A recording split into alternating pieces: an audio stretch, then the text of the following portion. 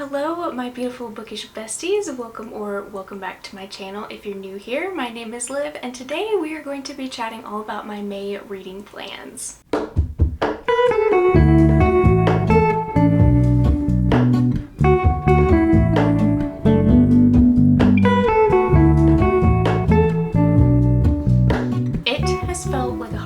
Since I've done a sit-down video, so I actually feel kind of rusty today. I've been doing a lot of reading vlogs lately and weekly vlogs, which has been so much fun, but I can tell a little bit of burnout is creeping up, which is why I'm calling May Mood Reading May. If anybody wants to join me, I'm going to be reading basically whatever my heart desires. So know now that you can take this video with a grain of salt because by the time we get to my wrap-up for the month, it might be completely different. Of course, I do have my typical book club and things that we can talk about, but aside from that, like I said, I am deeming May kind of like mood reading May because I want to get back into some cozy hobbies, and I have a pretty slow month in regards to like life stuff outside of YouTube, so I just want to take full advantage of that and read as much as possible, spend some time outside, do some cozy hobbies, and not really put any pressure on myself to pump out content because I do not want to get burned out before summer is here. So without further rambling, let's just go ahead and dive into the priority reads I have for the month. Starting with the first book, which is for my Patreon book club. My patrons voted for Wayward by Emilia Hart, which I am very excited about. This is like a historical magical realism fantasy book, I believe. I think the main theme is witches. It just says a brave and original debut in a spellbinding story about the legacy of witchcraft. So I'm very interested to see how this is gonna go. I know there's a lot of trigger warnings and I don't know if this is gonna necessarily be like cozy spring vibes, but it did win a Goodreads award and she's writing another book about sirens, which sounds so incredibly amazing. So I'm just eager to see what her writing is like, see what she's all about and why she won a Goodreads award. So I feel like this has to be good. I think a lot of my other patrons also had this on their physical TBR, so I'm hoping that means good things. You guys know my information for my Patreon is always in my description below. I have a really good feeling that this could possibly be a 5-star or a favorite of the year for me. We also are continuing our read-along slash watch-along of The Hunger Games, and I have yet to finish Mockingjay from April, so I'm going to be finishing Mockingjay. I'm only like 100 pages in, so I have a long ways to go, but you already know I am so much enjoying being fully immersed back in this world. I cannot wait to reread Ballad of Songbirds and Snakes in May because I cannot get enough of that new movie. I think it's incredible. If you haven't seen it yet, what are you doing? There's just something so fun and nostalgic about The Hunger Games, and I know my patrons have also enjoyed reading this together, and it feels like we're all in high school again, fangirling over Peta, and it's just the best thing ever. The movie nights have been hilarious and just so much fun to dive back into this world. So I am super duper looking forward to finishing this one up and also jumping into Ballad of Songbirds and Snakes. We are probably going to be watching the movie around mid-May or maybe even end of May, so if you want more details on that, you can also check out my Patreon. Next, I want to talk about my in-person book club that my friend Kayla is hosting. She's done it for 2 months now, but I haven't been available to jump on the buddy reads or make it to the book club meeting. But for April's book, she pulled out of a jar a Dawn of Onyx, which I'm actually really excited about. I still have the indie published edition because I bought this back in the day when people were raving about it. Do I know what it's about? No, I still don't really know what it's about. Captured by a king of darkness, forced to find the light within, Arwen Valendale never expected to be the brave one, offering her life to save her brothers. Now she's been taken prisoner by the most dangerous kingdom on the continent and made to use her rare magical abilities to heal the soldiers of the vicious Onyx King. Okay, I'm already sold right there because we have a sibling dynamic, which I love, and I really think this book is going to fly by so fast because there's barely any text on the page itself. So yeah, I'm super excited to see why everybody is into this series. I know the second one just came out, so I'm hoping if I love this one, I can go ahead and buy the second one. At any time of day, during any season, any time of week, I'm always down for a good romantasy, so I'm excited to see if this is going to be my next favorite series. And before we get into my main TBR, or as I should put it, my mood reading TBR, I always like to share with you guys my anticipated releases for the month, and there's not a whole lot that I want to highlight. There's maybe 3 or even 2 few that I might actually purchase. So I am going to be doing like a low buy May instead of a no buy. I feel like when you limit yourself or you restrict yourself, that just makes it even worse and you tend to just want things even more. But we have Plain Jane and the Mermaid by Vera Brosgol. I absolutely loved Be Prepared. If you guys have not read that, it's perfect for spring and summer specifically, and the humor was the best. I gave that book 5 stars. It was so much fun. And the fact that she has a graphic novel with a mermaid in it and it's also magical middle grade, like of course I'm gonna pick this one up. The next book is an adult high fantasy sci-fi called 5 Broken Blades. The thing that sucks me into this one is these sprayed edges. Like, are you kidding me? I think this book is going to be so beautiful, but I honestly don't know much about it. I think there's some sort of competition maybe, but I'm just gonna read off a little bit of the synopsis here for you. It's the season for treason. The king of Yusan must die. The 5 most dangerous liars in the land have been mysteriously summoned to work together for a single objective: to kill the god King June. He has it coming. Under his merciless and mortal hand, the nobles flourish while the poor and innocent are in prison, ruined, and sold. And now each of the 5 blades will come for him. Each has tasted bitterness, from the hired hitman seeking atonement, a lovely assassin who seeks freedom, or even the prince banished for his cruel crimes. None can resist the sweet, icy lure of vengeance. They can agree on murder. They can agree on treachery. But for these 5 killers, each versed in deception, lies, and betrayal, it's not enough to forge an alliance. So it sounds like all of these different characters are trying to get to the king first, which sounds like a competition. I love that we have an assassin, and hopefully this is going to be like a dual perspective, which I really love. I've never read from or heard of this author before, but I think this could be the potential to be just like a really fun ride. We also have Lore Olympus Volume 6 that's finally coming into print, which I'm so excited about. I don't actually know if I remember what this cover looks like, so while I'm putting it here, I will probably be surprised. I think I still actually have to read number 5, so I will probably catch up on the series before this one comes out. And I love that we're just getting all of these so quickly. Yes, you can read them on Webtoon for free, but I love having the physical copy in my hands. Next, we have When Among Crows by Veronica Roth. I feel like since the Divergent series, she hasn't really taken off with anything since then,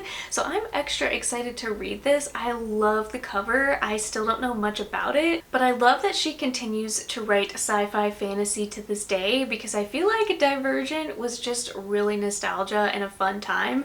Was it the best book series ever? No, but like, you gotta give it to her. Step into a city where monsters feast on human emotions, knights split their souls to make their weapons, and witches always take more than they give. All of that right there, that opening line, just sold me completely. And I do have this one as an e-arc, but I think I'm actually going to be purchasing it physically because, again, love the cover and I have really high hopes for this one. Next, we have another book that I know probably a lot of you are excited about. It is the newest Stuart Turton, The Last Murder at the End of the World, or The Last Something at the End of the World. I'm totally blanking on the title, but I still have yet to finish 7.5 Deaths of Evelyn Hardcastle, so I'm mainly just putting this out in the universe in case you weren't aware that he was coming out with this. I am still really excited. I love the cover, and I just know that he could potentially be a new favorite author for me. I feel like his stuff is very like dystopian-ish, but he also just has really great storytelling. Solve the murder to save what's left of the world. Outside the island there is nothing. The world was destroyed by a fog that swept the planet, killing anyone it touched. On the island it is idyllic. 122 villagers and 3 scientists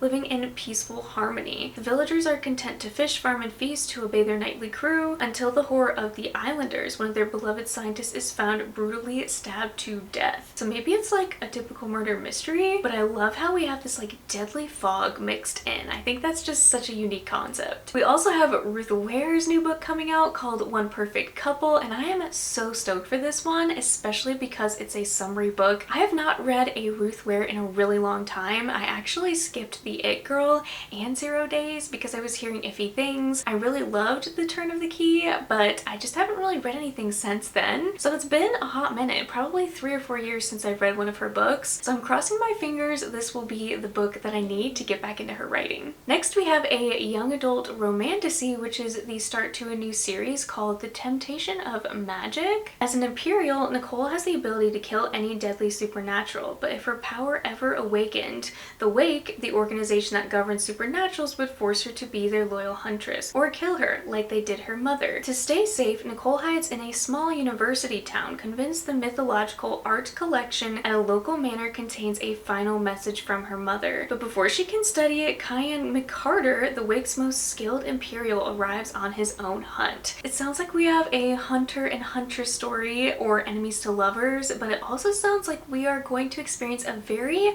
unique magical system, which I'm really excited for. So those are all the anticipated releases that are at the top of my list for the month of May. I do have a few more on my radar. Like I said, I'm probably just going to be buying Ruth Ware's probably, and maybe Temptation of Magic. So hopefully you found a new book here, or let me know if there's any of those that you're also excited about. Let's just go ahead and dive straight into my mood reading TBR now. The first couple books I want to read are romance books, and I have been in a huge romance mood because of Emily Henry's book and Abby Jimenez's new book. So I'm just in like this light-hearted, fun mood, and romance books are so easy to fly through. And one author I really want to spend my time catching up on this month is Sarah Adams. I also have the cheat sheet I would love to get to, but I'm specifically prioritizing this one because I have the audiobook from the library. For some reason I put this down after reading 40 pages of it last year. I think I might have tried to squeeze this in before a readathon or something and just never got around to finishing. I even had some tabs going here, so I'm really excited to get back into this one. It's very seasonal or spring specific, so I think this is going to be great because our main character owns this flower shop, but then she falls in love with this bodyguard who's kind of rough around the edges, so we love a good grumpy sunshine. If you guys have not read Sarah Adams yet, you are really missing out, and I still have this one and the cheat sheet and the rule book. I've also read a couple from her older backlist series, and they're all 5 stars for me. They're all just incredible. Her storytelling is beautiful,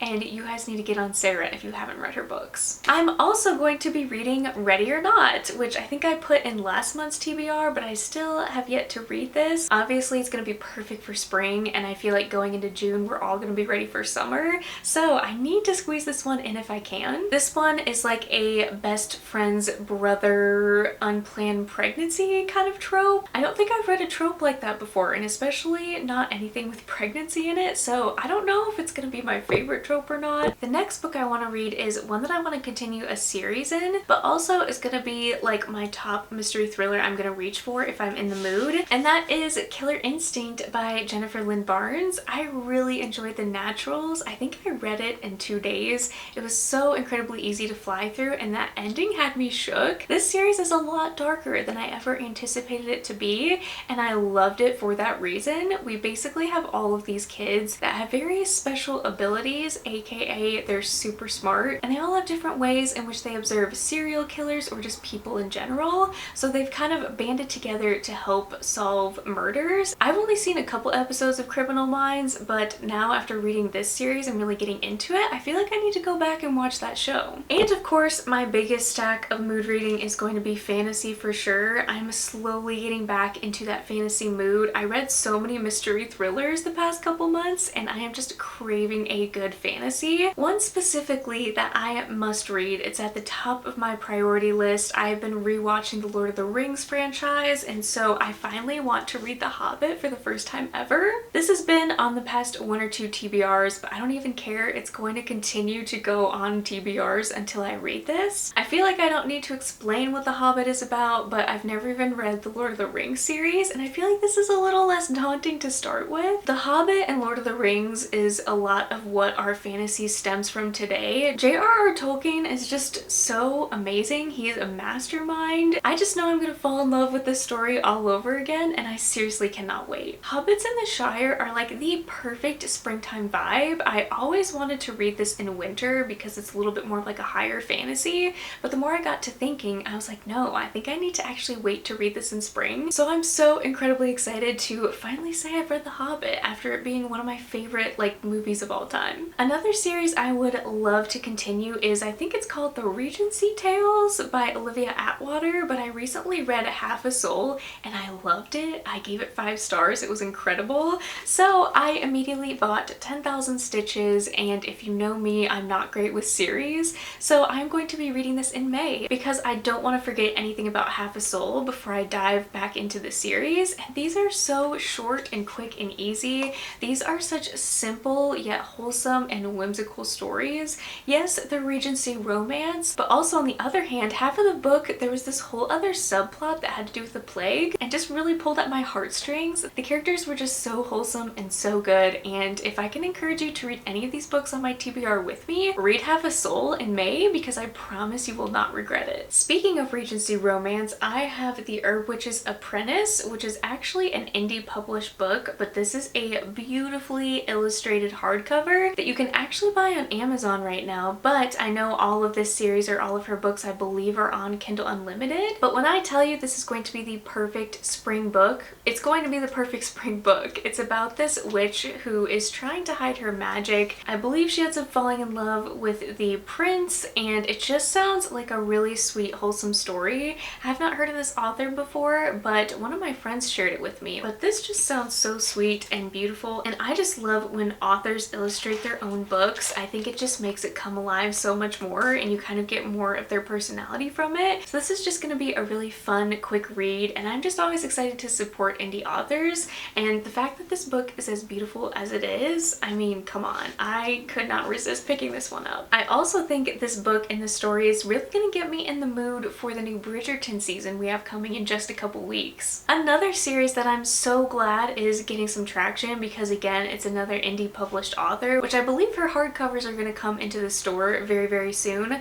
But before they do, I really want to read Spark of the Everflame. I want to read this first one to make sure I like it before I go off and buy the other two, because obviously I want the whole series to match. To be completely honest, this is a book where the hype has gotten to me and I just bought it because I have so many friends who said they loved it and have said the male interest is like topping every other male romantic interest in any other book they've read. So I said, hold on, I need to jump on that train. I know it's about love and there's politics, and our main character has some sort of like hidden talent or hidden magic, but she is trying to uncover like her family's secrets. So I don't know much about it obviously, but I'm putting my trust into my closest friends when they said I needed this book. This next book, I am so grateful to the publisher for sending me this because I was planning to buy it anyways, but I am deeming this the cozy fantasy of this year, especially for spring, because look at this cover of the Honey Witch. Oh my goodness. I don't think this author has written anything else yet, but I'm so excited to get into this one. Cozy fantasy is something I discovered last year and I just have completely fallen in love with it. 21-year-old Marigold has always preferred the company of the spirits of the meadow to any of the suitors who've tried to woo her. So when her grandmother whisks her away to the family cottage on the tiny Isle of Innisfree with an offer to train her as the next Honey Witch, she accepts immediately. But her newfound magic and independence come with a price. No one can fall in love with the Honey Witch. So obviously we have cozy cottage vibes and forbidden romance and just all sorts of cozy things happening in this book, and I cannot wait to crack this open and dive into the pages because I just know I'm going to fall in love with this immediately. And last but not least, I got my first ever Owl Crate young adult box this month, and I'm so glad I signed up for this month when I did because I got Your Blood, My Bones, which obviously looks very gothic and very creepy, and that's because it is. A girl who will not love, a boy who cannot die, a twisted destiny neither can escape. Wyatt Westlock has one plan for the farmhouse she's just inherited, to burn it to the ground. But during her final walkthrough of her childhood home, she makes a shocking discovery in the basement. Peter, the boy she once considered her best friend, strung up in chains and left for dead. That's all I'm gonna pitch to you because I read that and that's all I needed to be sold on this. I loved the gothic kind of springy vibes we got from Foxglove and Belladonna, and I think this is going to fulfill those cravings that I loved in those books. So I am so happy and excited to have this. I feel like this author in this book is super underrated and I'm really crossing my fingers that I love it. And last but not least, I'm trying something brand new this month that I'm really excited about. I own a lot of graphic novels and manga, but do I ever read them? No. I feel like they take an hour to get through, and yet I still have them piling up in my closet. So this month, between every big book or novel that I read, I'm going to pick a manga or a graphic novel to read in between those. And if I end up doing that, I should end up reading at least 5, hopefully, maybe 4. So the top ones I chose are books that I also had on my April TBR. Surprise, surprise. I have Beyond the Clouds, which is this middle grade manga, and it is so sweet and so precious. It took me forever to get a hold of the second one because it's never in stores for whatever reason, but it is very Studio Ghibli. It's very whimsical. The art style is even very similar itself. In the first one, we had this young boy who is like studying mechanics, and he comes across this fallen angel basically, and her wing is broken, and so he ends up fixing it for her. They end up becoming friends. In this world, there are also creatures that have human-like abilities. They can talk. So this whole series is just really whimsical and sweet and fun, and I'm really excited to get back into it. I feel like it's a very simple story, but it's one that's very easily bingeable. And then I also have The Villainess Turns the Hourglass, which is a kind of Regency time travel manga, and it's actually in color. Being a romantasy girl, I feel like this one's gonna be really fun. I don't know much about it other than that, but it is giving very spring vibes. Well, thank you all so much for watching this video and hanging out with me. Let me know what books you're excited about reading in the month of May. Let me know if there's any new anticipated books that I missed. Like I said, I'm going to be cutting back on the vlogs this month. We're going to be doing a lot more sit-down videos and just taking things easy because I just want to enjoy the nice spring weather. I want to get back into some cozy hobbies, and I'm really hoping for like a big 5-star reading month. So I'm just hoping to do some reading more for myself than vlogging every single thing that I read. But if you want to keep up with my reviews or anything, you guys know you can always find me on Goodreads. Thank you once again for watching this video and supporting my channel. I love you so much, and I will see you in my next bookish video.